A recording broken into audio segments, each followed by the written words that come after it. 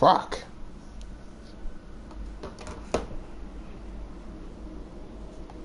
Wait, the stream came back on already? Without me pressing it?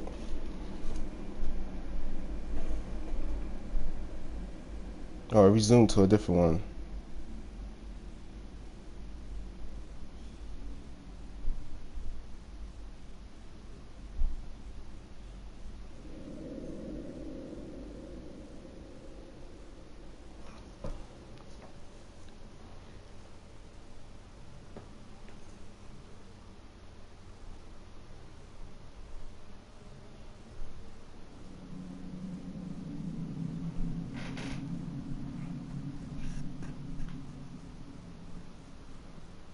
All right.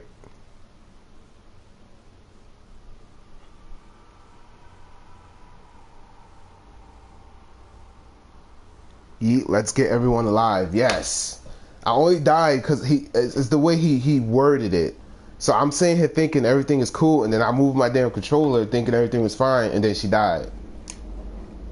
But it's okay. We all make mistakes. I'm not mad. I'm not letting her die.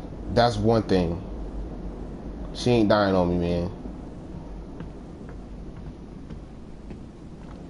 Alright, so this is how I see it. It's don't move, and then it looks like it might go back to save mic, then turn the switch on and don't move again.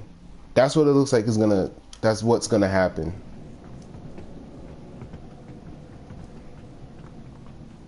So I'm gonna close the door.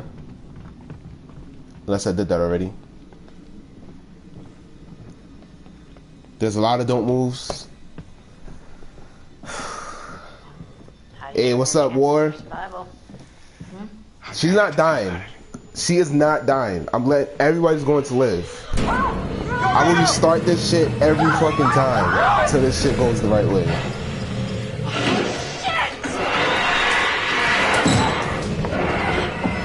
There's a lot of don't moves. Yeah, I know that. I can see that now. It's alright. So far, it's a don't move, and then the other one might be save mic right after. It's alright. Here's a don't move. It's cool. Yeah. Alright. Don't move. We get it. Yo, the lip sync is ridiculous in this game.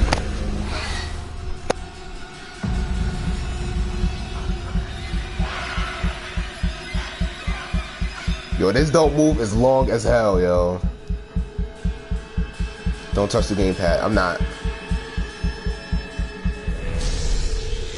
And I know the next one is a don't move again.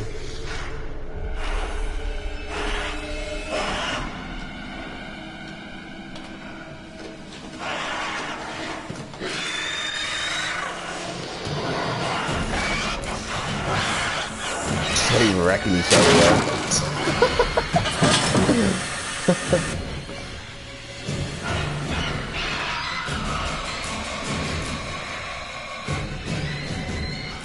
Multiple don't move. Okay. Sam, you will not die. I swear.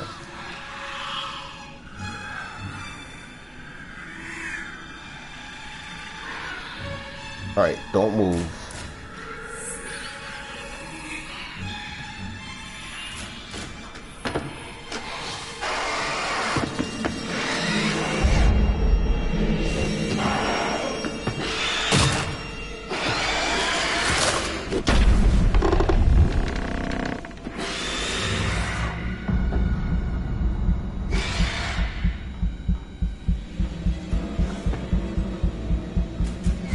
That is creepy as hell. Right now, do I hit the switch? I'm so confused on what you're supposed to do.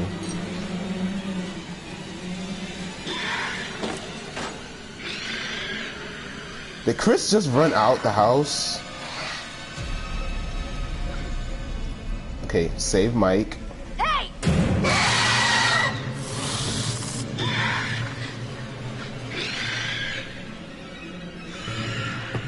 Oh shit.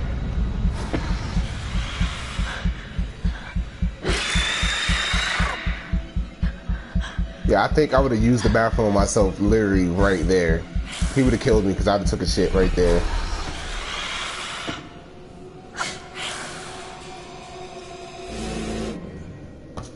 Oh god. Don't turn switch. Don't turn switch at all. Oh my god. Left stick, whatever. Save Mike. Save everyone. Don't use the switch. Alright.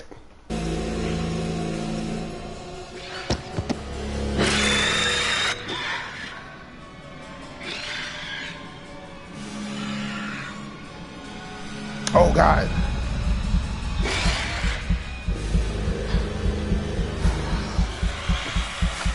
That'd have been another. I would have shitted on myself again.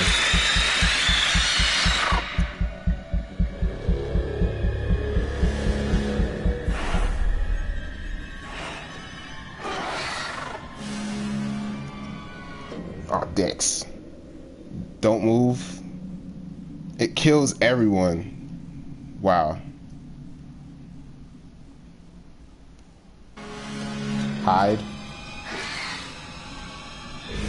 Thank you guys. I don't want nobody else to die.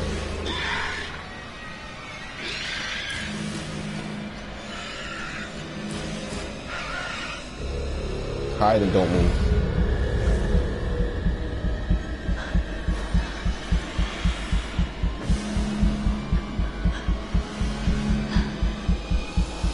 Look mad real, yo.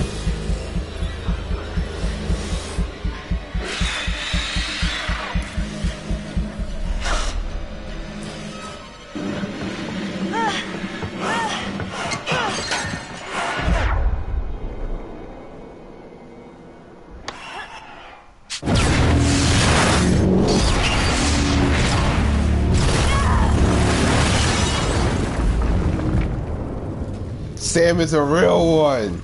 Sam is a real one. That's what I'm talking about. Sam is a G. We have visual. The main structure is completely Sam is a G. Hold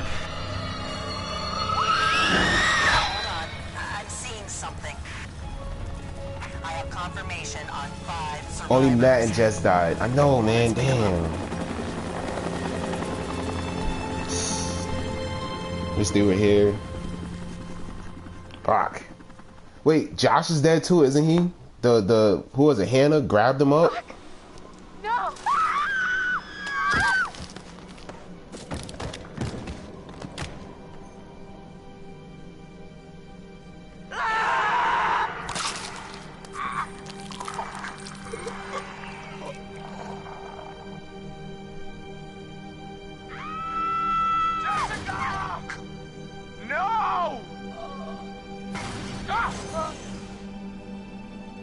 I'm sorry, Jess. The old man, Secret ending's coming? I don't know how to describe him. I mean, You said you thought he was stalking you at first. Did anyone else in your group think that? well, yeah. Is it possible they could have killed him? What? No. No, you don't understand. Don't you understand? If he attacked you, He saved my life. And I watched him die. I heard Jessica. I don't know how or why she was down there, but I know I heard her. He held it right up to my face. Right here, right in front of my nose, and he could have shot me. He almost shot me, the prick. I mean, you go out with a guy for however long and you think you know him, but man, this one really takes the cake. I should have shot you, ho. Mind. He wanted to hurt us. Okay? And I thought he was the one who attacked Jess. I thought we were close. Where's the achievement?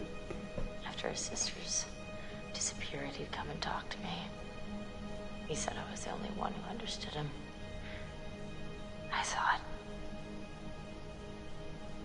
we had a connection. If you need someone to talk to, I'm fine. sometimes, after a traumatic experience, I said I'm fine. I like Sam. She's the homie. She's my favorite character. I stabbed him, and I tried to get away, but I didn't know. I swear I didn't know. Didn't know? Who did you stab? Oh, I stabbed the maniac. I didn't know it was Josh, but then he was the psycho. And how was I supposed to know Josh had all this sauce and the gun and oh my god. About Matt, have you found him? No, not yet. Yeah, well, don't look too hard. You don't sound very concerned. Fucker left me to die. He said he was my boyfriend, but then he basically murdered me. Would you give a shit? That's a lying bitch. If I ever play this game again, her ass is dead. I'm not gonna forget. Close, man. If I had just been just a little faster, I could have saved her. I could have saved her. Yeah, Emily's dead if I play this game again. And the reason Jess is dead. You need to listen to me. I don't care if you believe me or not. Doesn't matter because you will. You need to go down to the mines. What's in the mine, Sam? I've seen what's down there. And I'd give anything to unsee it. You can make Vendito don't bite Emily. It just needs to give flare gun to Emily. Yeah, but if Matt has flare gun, then he lives. But I gave him the flare gun and he still died. He still died no matter what I did. He whoever the hell pulled him and threw him on a hook. Like some Dead by Daylight type shit. Yeah. Cause they told me, they was like, give him the flare gun. And I did. And then they walked across some ledge or something like that. I saved him there. And then the house fell down. And then after the house fell down, I think it was a button press. I had to press box. And then he jumped over to the other side. And then that was it. Still died. If he jumped to save. Oh yeah. They told me to jump to save, but I was just doing the easy way. I didn't know you were supposed to jump back and forth and shit like that. So yeah, I kept saving Emily's bitch ass, and then he died in the process because of that. So fuck her. Next time, I swear, I will stream this just to see her bitch ass die. Matt could find Jess to live together if he leaves Emily. Oh my god, I'm doing that next time I play this game. I swear. I'm gonna screenshot this shit. Not even lying. I'm gonna screenshot this. There, I screenshotted that.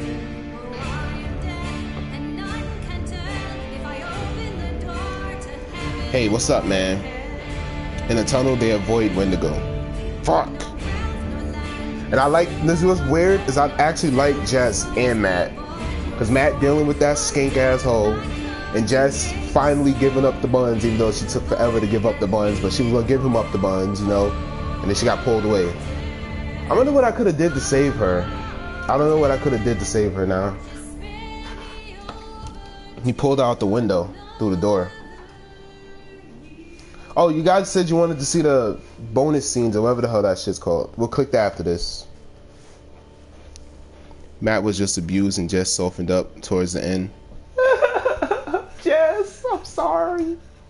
They took your head and everything. They took your head.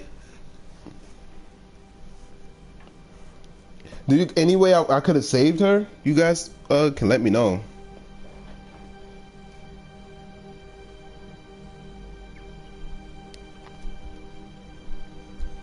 All right, guys. Suggestions. What you think I should play next time I stream? If you save Jess and Matt. Oh, I already read that. Wait. They will meet in the mines, and you need to keep them alive together. Okay. Wait, I think the secret ending might be if all survive. Fuck. Whoa, that's whack. That's whack. That's whack. Yo, how long is these cutscenes? I mean, this ending right here. You gotta be quick when you chase Jess. Quick. I could watch all the playthroughs of this for such a long time. Golly, wait, man. Oh.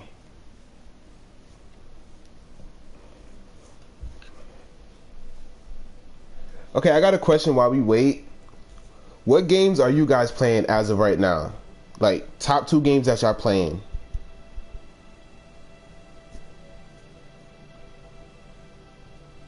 With Mike.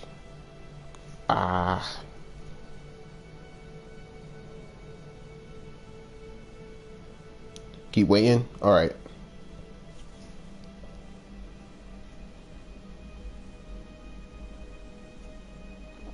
I'm a big COD fan. And 2K, haha, yes, COD. Yeah. That's what I'm talking about, bro. And good news too, man. Like, for COD, at least good news. So,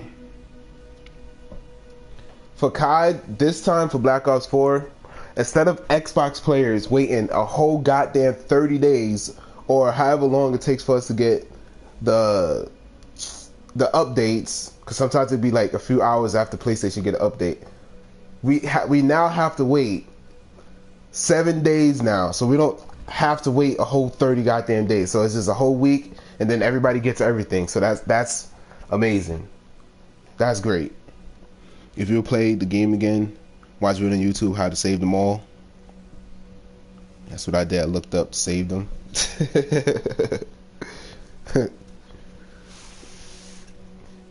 Yeah, and I won't miss the damn totems this time. I remember the 2 totems he said I missed.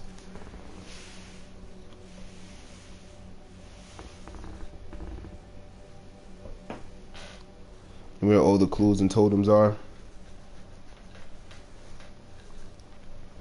Yeah, I think I missed 3 totems altogether.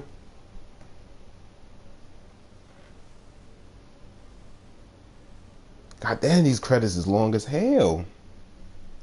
Uncharted, yeah, I gotta play Uncharted, man. If I get Uncharted 4, I'll stream that game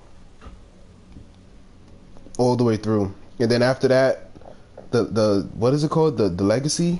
The Legacy one with the 2 girls? I'll do that one as well. Let's watch Totem Film when you see a secret ending. Alright. We'll watch it right after this. I don't mind. Do not skip. Okay. Game is lit, just like a straight up horror movie. Yeah. What do you guys think of The Walking Dead? If y'all play this, The Walking Dead's pretty good too. Except their freaking decisions is just straight bullshit, man. You can't save nobody if you really want to. It's just, that's why I named my title, Does Choices Really Matter? Because I know these games, when you have a choice, that shit really don't matter.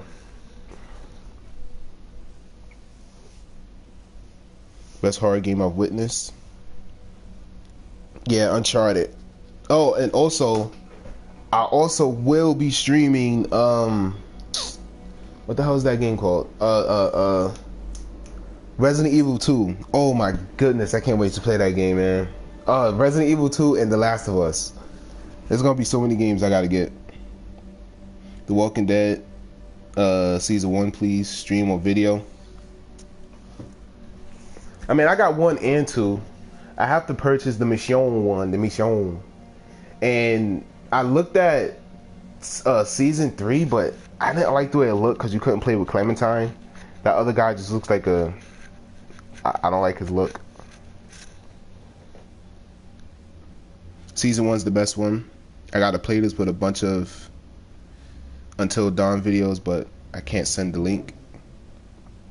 You can send the link. You won't get blocked. Yo, these scenes, this is a long, whatchamacallit, what you said not to skip. Oh, is it done right here? Testers?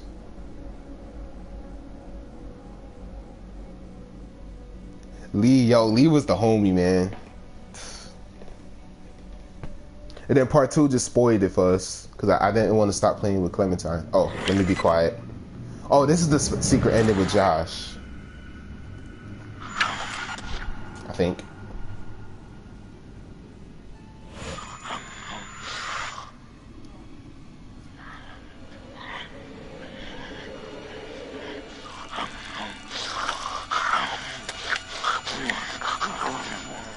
Down.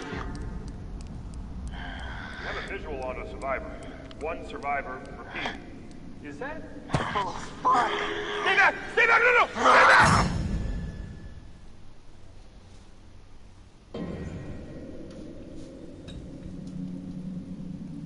All right, bonus content. Damn, that's a lot of bonus content. All right, let's watch it. We can watch it together. I am Hayden Panettiere, and we are here at the studio recording Until Dawn. Holy crap! These are real people? My name is Megan Martin. My name is Brett Dalton. My name is Antonella Lentini, and I played Hannah and Beth. My name is Jordan Fisher, and I play the character Matthew, Matt for short. I'm Nicole Bloom, and I play Emily in the game. My name is Noah Fleiss. I am Galadriel Steinman, and I play Ashley. So, Until Dawn is the story of 8 teenagers who revisit this cabin in the woods about a year later after a really traumatic experience where I've lost 2 of my sisters. So, coming to kind of get some closure in that respect.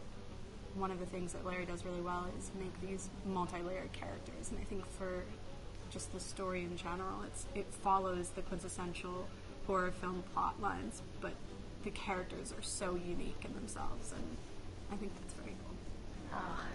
Bruh. What? The character models look just like them. Holy shit. I mean, Josh seemed really pumped about us all doing something, didn't he? Yeah, no, he definitely did. I haven't seen him so excited about something in forever. They even changed their hairstyles on some of them. Sam and I Holy have, crap. a few things in common, such as being huge lovers of animals. And she's a huge animal lover. She's vegan. She is a pacifist. I'm not quite sure if I'm going to go as far as saying that I'm a pacifist, but she's spunky and cool. I know that she, I think, is made fun of a little bit by the rest of them who think that her morals and her beliefs in that area are a little ridiculous and they don't agree with them, but she doesn't care. It doesn't stop her from being herself, and that's something that I hope I have in common with her. You know, he definitely can be depressed at some times and a bit of a loner, but he takes some solace in one of his sister's friends, Sam, played by Hayden Panettiere, and invites everybody back to the same house the next year to kind of find some closure.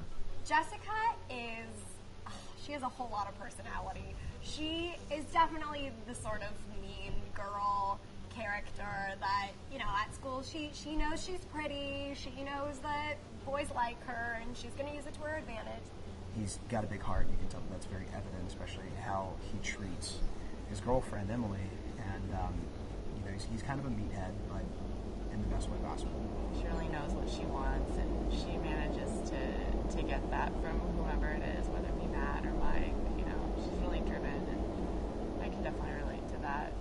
My character is Chris, and he is what society might consider the nerd of the group, and he kind of embraces it. Ashley she's a little more serious than some of the other girls. She's definitely very intelligent and thoughtful. She kind of looks at the whole big picture of things. She's not quite as geeky as Chris, but they connect in a lot of ways. Mike is like big guy on campus. He's Nathan Drake, president who has some charm and has brain, and I don't know. People seem to like Mike. He gets away with a lot, though.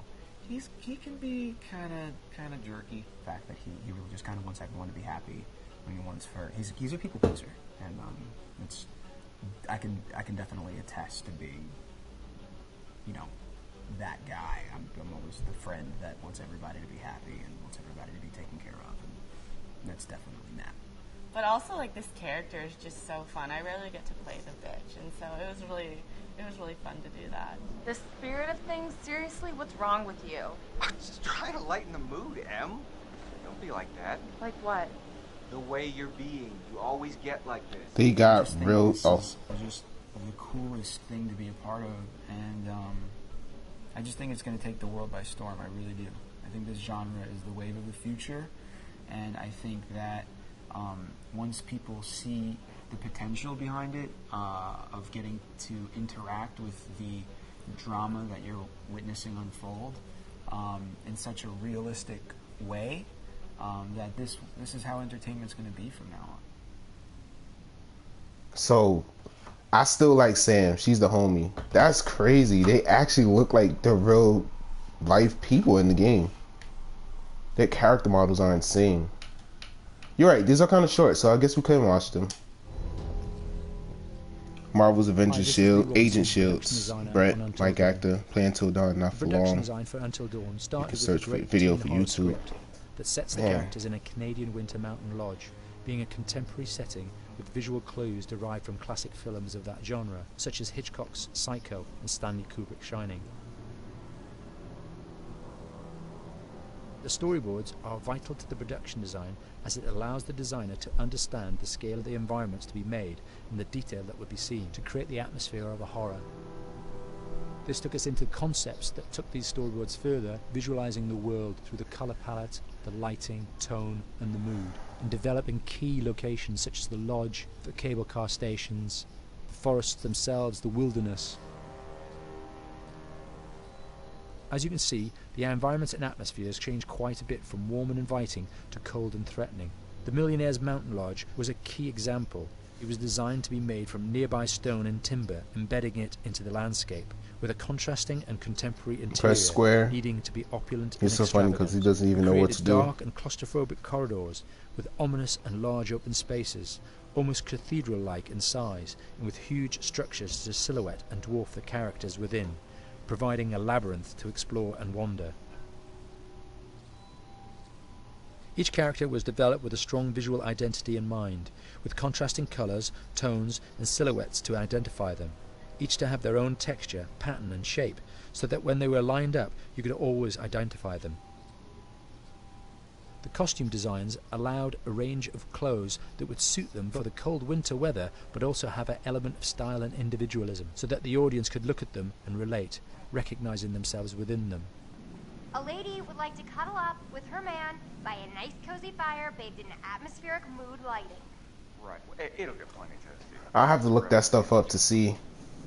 Mike. Fire and mood lighting. This is cool. Yes. Working with the lighting artists, we really brought the look and feel of the world together, and this required a thorough understanding of the visual language of teen horror. A key scene was where all the characters emerge out of the rear of the lodge chasing Hannah. A contrast is evident straight away from the exterior wilderness to the warmth of the lodge. The attention to character lighting here is through the bounce and rim lighting, accented colours and composition, creating characters that come from the dark into the light and back again with an emotional effect. Guys, Yo, that is crazy. there's someone outside. What the hell? Amazing how they look realistic, yo. I'm not even lying. I wish Xbox give us games like this sometimes. Can't take a joke. It was just a prank, Han.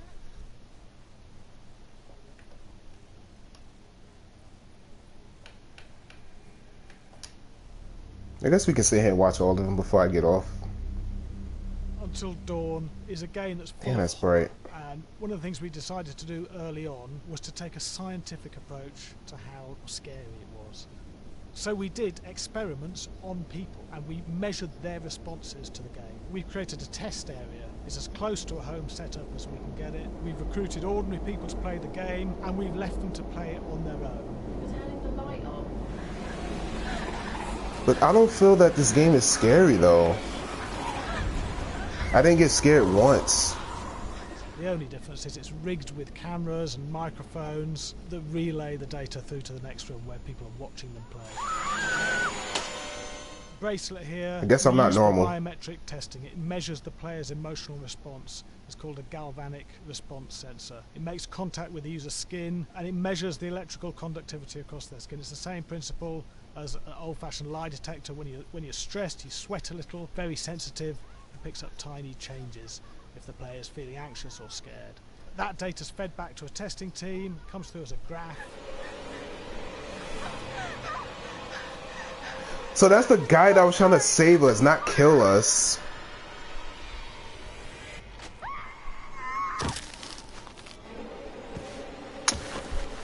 died anyways if I didn't.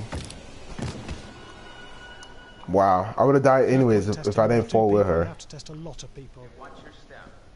When we have a scare that's consistently has a measurable emotional response, then we knew it was good. If it didn't have that, it goes back to the team for improvement. The data doesn't tell us what's wrong with the scare, it only tells us if it's working or not. I'm taking a computer programming class, and it's amazing how they do this. I want to be one, but it's so We have a complicated. chapter relatively early in the game.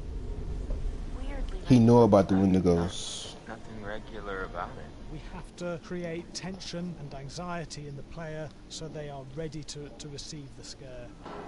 I can't lie though, when Sam did get choked up, I actually got like really I got hot. It started getting hot in here. Cause like what the fuck? But then that's about it.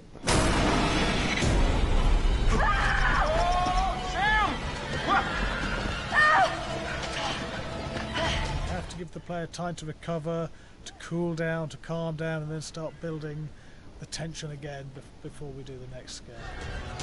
That wasn't even scary. What? What? Hey! What the hell? Ooh, you just got mugged. Man.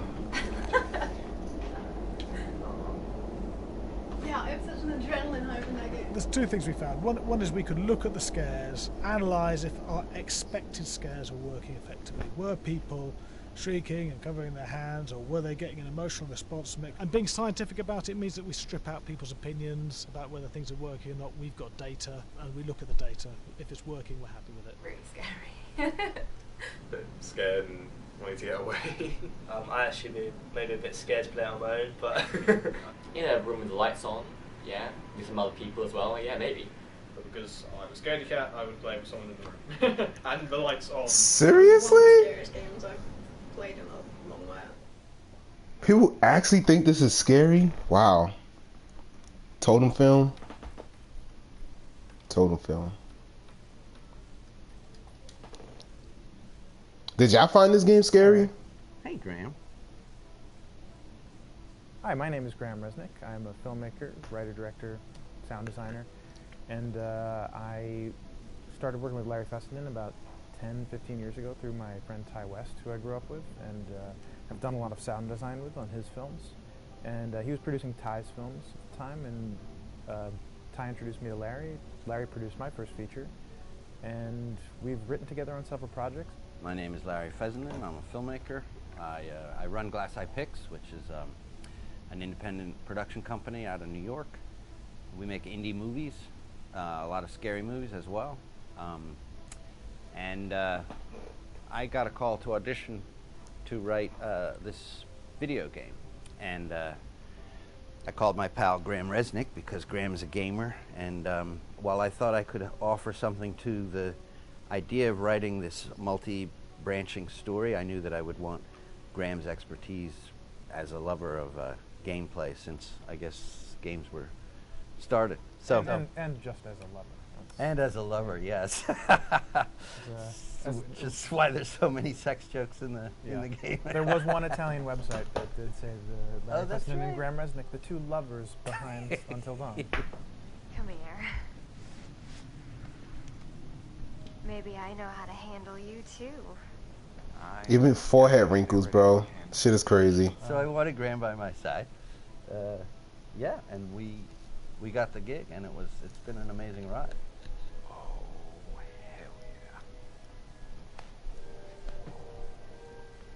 Oh my god, she's taking her shirt off. What? Oh my god. Matt, what are you doing here? Hannah. I'm sorry, Hannah. This all got Don't out of mind, hand, but... So in the game, the basic setup is that a year prior to the game's start, all these kids had gone up to a ski lodge that was owned by the parents of one of the kids, or a couple of the kids, and some of the teenagers played a prank on some of the other teenagers, and a terrible tragedy occurred when a few of them, two sisters, ran out into a blizzard, and were never seen from again. Game had a few jump scares.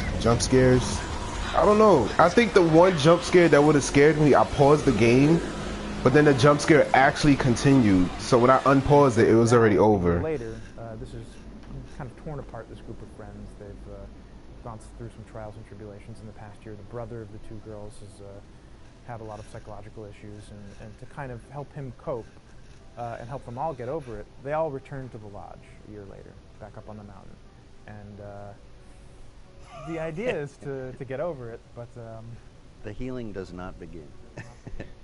And these kids are all trying to find themselves. They've been through a trauma, but in general, they're just teenagers trying to figure out who they are. So they're all kind of falling into the patterns, the stereotypes, the characters they see on TV and in the movies. I think we were very interested in taking genre tropes and kind of making them sort of refresh them. Never do pranks, it always come back right at you. Yep. No, when Sam was in the towel, did you escape or get gassed? We're familiar with how Flash movies. Oh yeah, he stabbed me in my neck with a whatchamacallit, a syringe. And we have established notions and preconceptions about the roles of the players in horror movies and how they talk and how they get killed and how they have sex. And to bring you into the game that way and to subvert a lot of those expectations is kind of our goal. They're haunted by some incident that happened in their past, which I think you pretty much figure out that that's going to have a role in their interaction.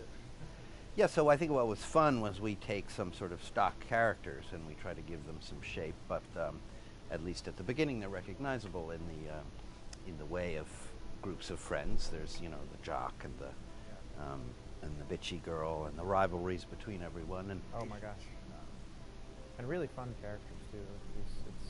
We just had so much fun living in the minds of these characters through writing the script. What do you think? See, like, where did he come from? I never understood that part. I think we were looking to get that kind of banter that you see both in movies, but also that you absolutely have with friends, and sort of those inside jokes. And of course, as writers and as friends ourselves, we sort of developed little tracks, and we try to give the characters that kind of vibe. Is that on Netflix or Hulu or something? All right, we got a few more, and then we'll watch the totem things. But man, do these people look like them in real life. It's insane. That's a prequel. It's not letting me send link. But Netflix? All right, I got Netflix. All right, from the top. How long is this? It would be nice if you can, like, press X or something and see the time. I ain't trying to get copyright, you know. It's on. My name is Jason. It's a and I'm the PSVR game. Until Dawn. I'll have to look it up. I'll look it up. I've been involved with Until Dawn for about a year now. Originally, I was contacted by Barney Pratt, the audio director. Peace, y'all. Catch you later, man. Thank you for showing up. Horror games, and hopefully, not the fact that my last name is Graves. I'll be playing another game soon. My name with scary music. Don't know what yet.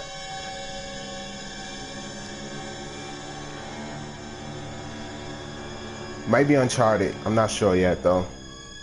One of the things that was really exciting about working with Barney and the team at Supermassive is they really wanted something unique for the music. They wanted the music to stand out and Did he say Barney? be a character on its own in the game. I think he said Barney. I love you.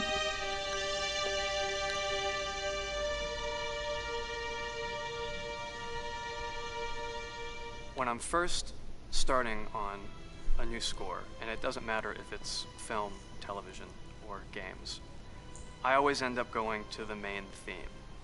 Sometimes the developer or producer isn't even necessarily interested in the main theme at the beginning. I just want to do it for myself, because for me the main theme is the identity of the game. It establishes the mood, the atmosphere, and the character of the music, and how it's going to be playing in the background. And that's what we did with Until Dawn. That was actually my demo pitch to Supermassive Games. I put a main theme together, recorded all the instruments at my studio, and sent it to them. And they liked it.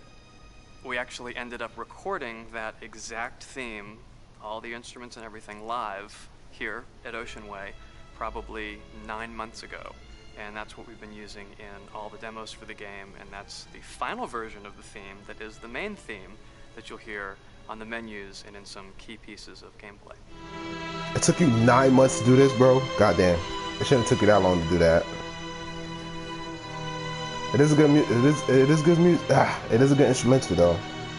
Can't even lie about that. 9 months though. I seem to have made a name for myself in horror. And there's something about scary music. I think it's maybe the lack of rules. The biggest rule in scary music is there are no rules. So you can do anything you want, and actually, if you end up doing things that don't feel like they would work out together, they kind of clash, and it ends up being even more effective for scary music. So that's what really drew me to Until Dawn, was the textures, plus writing thematic material that is interwoven with the scary textures. I haven't really done anything like that before. Usually it was just all tension all the time, and that's fun and it's great. But I'm actually at heart a very melodic composer. That's the kind of music I love listening to, and that's the kind of music I love writing. That's the kind of music I got to work on in Until Dawn. I wouldn't care how bad or great the game is. I loved it. Yeah, the game wasn't bad. For me, certain things is just, it's like, really? You know, how movies are and stuff like that. So I'd be wondering, like, you know, certain stuff is just dumb to me. Like the first fight with Emily and this girl. Until Dawn. The first part of getting a believable facial performance in game is to capture topographically the actor's range of emotional expressions as separate versions of the same head. Every tiny nuance gets digitized and merged, effectively creating a model that can recreate every facial movement that the actor makes. That's hot.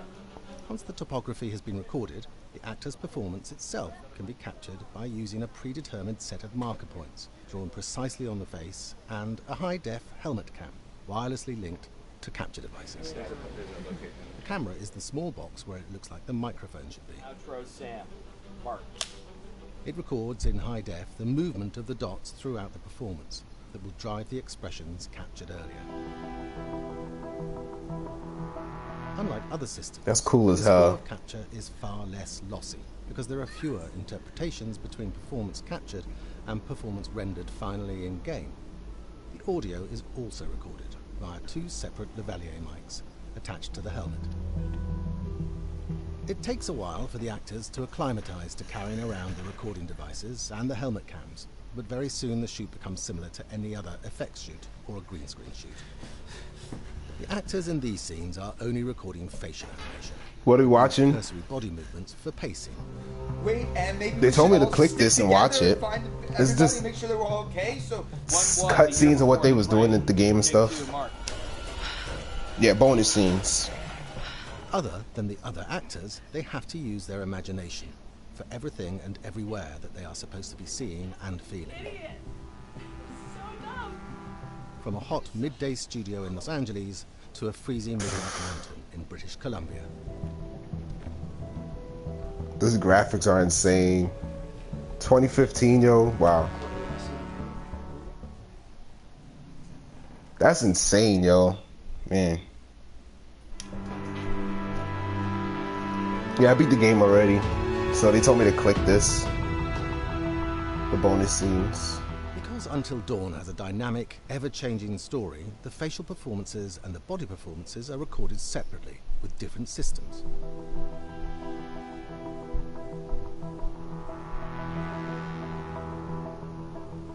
With the body capture, we use reflective bead suits and an infrared camera matrix system that drives the CG bone hierarchies in our character models. Yo, that stuff seemed like fun. Cover everything from character locomotion, scene-specific performances, and stunt work, most of which was recorded at studios in Pinewood and Shepperton, near London. Hannah. Hello? combining all the elements seamlessly in the final game becomes a formidable editing and logistical task. Every variation, both physical and emotional, must be combined in these multi-edits. Scaffolding props have to stand in for the sets, because the hundreds of infrared cameras have to be able to see all of the reflected beads on the actor. They move just like them. Alright, 2 more. I'm glad these joints are short. Except wait, what? Has real Indigo Case 2. America's North Woods border. The last 2 videos are cool. Within this land of 10,000 lakes and miles of dense timber, a hideous creature is believed to lurk. The North Woods is probably one of the last frontiers in America. There's still a lot of places in this area that hasn't been set foot by man. Monsters and mysteries exist here because it is remote. I ain't get dislikes this time, Carla. Or 10. Winters are long. In times of biting cold and isolation, a devouring monster is believed to come forth. It's terrorized native people for generations. Growing up, I was told, like, don't go outside, the Wendigo will get you. Seriously, who parents tell them that? Don't go outside, this Wendigo will eat you. Among the traditions of the northern Algonquin tribes is the Wendigo, a monster that can seize hold of a person to carry out its hunger for human flesh. Many Native Americans fear even talking about this Wendigo, and even the mention of the name will let the Wendigo find out where you are, and it will open you up to be possessed by this Wendigo. The most famous case of a Wendigo possession took place in 1879. In the deep woods outside of Edmonton, Alberta. Swift Runner, a Cree Indian, was a trapper and a guide. He had left town the previous autumn with his wife, 6 children, and his mother. But when Swift Runner returned in spring, he was alone. Swift Runner came into a nearby village telling this heartbreaking tale. I had to watch them starve to death. Of his family being killed by starvation, and that he was the only survivor. My whole family gone. It wasn't hard to understand a family falling victim to a brutal winter. To even not. Yet something was suspicious about Swift Runner. He was a strapping man, and he came into town weighing over 200 pounds. It didn't look like somebody who had just weathered a terrible winter. He wasn't malnourished, didn't look like he was starving. He looked healthier than ever. Maybe it's because I said, look at why the white girl got a trip. Nights, it became clear that something was wrong. He started having night terrors, screaming in his sleep. I am the Wendigo. Villagers alerted the police. Swift Runner actually guided them back to his winter cabin.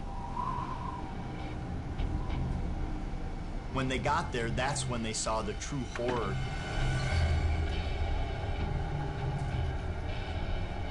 Human skulls were scattered around, many bones, some of which had been snapped in half, and the marrow inside had been drained. They had never seen anything like it.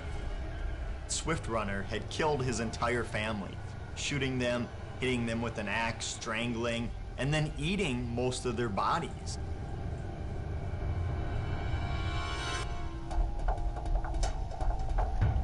That guy's nuts. To make these cases dramatic. Until the moment the noose was on his neck, Swift Runner swore the evil spirit of the Wendigo had possessed him. Was wondering that. Into a cannibal killer. When he was on the gallows, Swift Runner himself said, "I am no longer a man."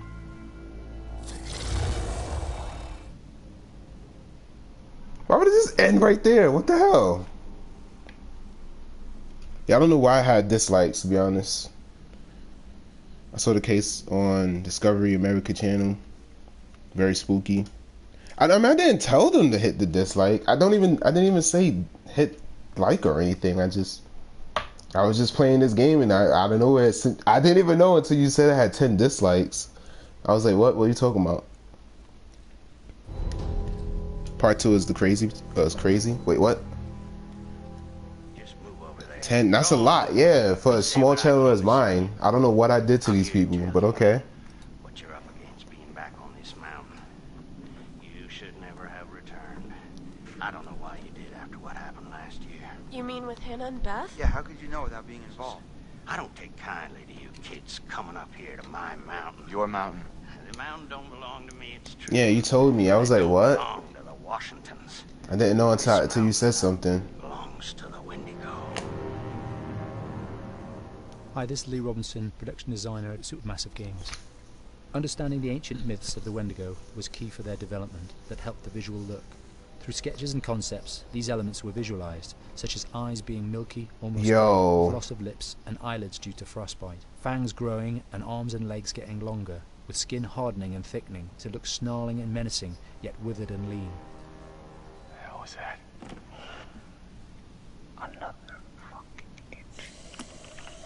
Fingers and toenails extending like claws, allowing them to climb effortlessly. We made them look gaunt and weathered, and having ragged remains of clothes they wore. Blood-stained and rotten, with patches of hair still remaining, they retained strong skeletal limbs, which enable them to be agile and quick through the environment. For a second there, the don't move thing down there, I was like, oh shit. For a quick second, I thought I wasn't supposed to move the damn controller. My name is Jamie Gallipo, animation director at Supermassive.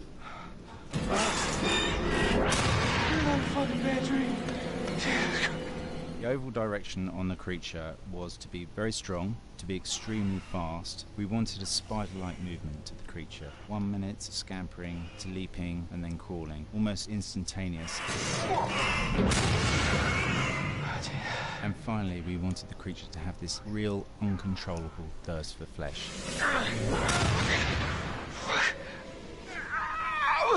From a sound design perspective, the Wendigo is a real challenge. For the main vocalizations of the Wendigo, we used our own vocalizations, various different animals from the exotic to the farmyard, various plugins and processors to gel these sounds together and keep a human resonance behind that voice, telling the backstory of the Wendigo.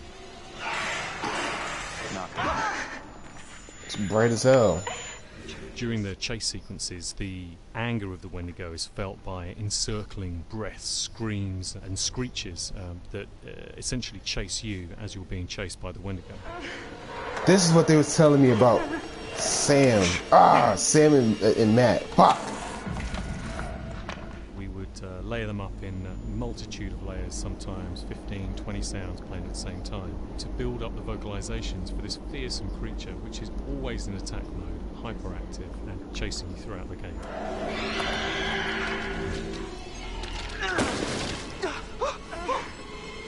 Yeah, Emily, you dead after when I play this again. Her ass is grass. I missed a few things. Goddamn, missed a lot here. Many years ago, my grandfather hunted those possessed by the curse. But there was one that eluded him. The fiercest of all, the Macapiju. It was a terrible thing, and my grandfather could not defeat They told me to. Sometime after, the prospectors came to mine this mountain, until a cave-in trapped them in, and It's gonna skip so much. And driven mad, murderers, cannibals, eating.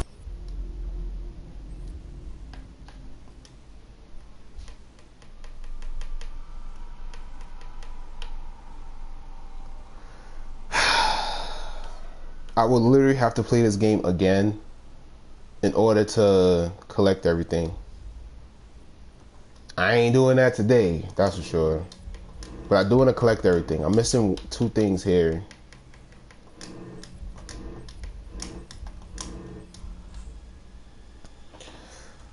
God, I'm tired. I might end it here, and I don't know if I'll stream tomorrow or not. I don't know what game I'll play.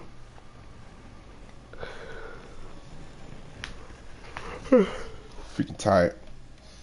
Just see it on YouTube. Yeah, I'll do that. But I might play again just so I can see everything like differently. you know, with my own eyes without having to look on YouTube, just play it myself, I'll do that. But I'll play it on here as like another way to stream it again. Spider-Man's a great game, love it.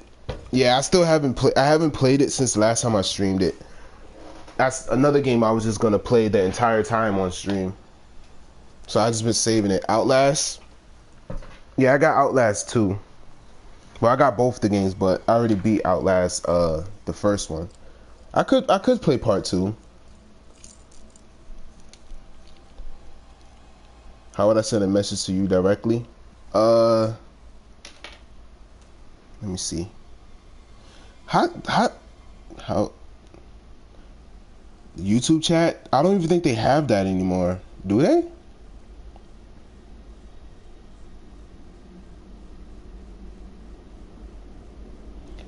Good night, Carla. Oh, Carla, wait. Do you have time to play Dead by Daylight with me? They have what the fuck is that shit called? Double blood points going on right now. Use my word, I see that. Oh yes. Yes indeed. How you can send me a direct, whatchamacallit? I mean, you can comment on anything that I have. I'll answer. I can't talk. I always answer everybody. But I'm hot. Carla, I will message you in about 30 minutes. It won't let me send a group link. I'm hot. I want to eat real quick too. And then we can run some killers around and get some blood points. Jib, just fuck, I don't know. If you have Twitch, you can look for me on there. My name is on here, and you can message me on Twitch, a regular message through there. And you can send stuff there. Your comment. All right. Thank everybody that showed up. I'm gonna eat real quick, and I don't know if I come back and stream Dead by Daylight, but I appreciate everybody that came by, because people don't really have to come here and watch somebody play a game that they can actually play on their own. You know what I mean? Deuces. Oh, what up, Michael? Bro, you ain't say that. Oh, come on, man. You just lurking. Thank you, Eddie. Thank you, everybody. Asthma's acting up a little bit too. Hope you guys show up to the next stream. Thank you, everybody. Appreciate it. As I always say in my videos, believe in yourself, because if you don't, who will? And I'm gone. I'm starving. I'm hungry. I'm hungry as hell. Oh, hell.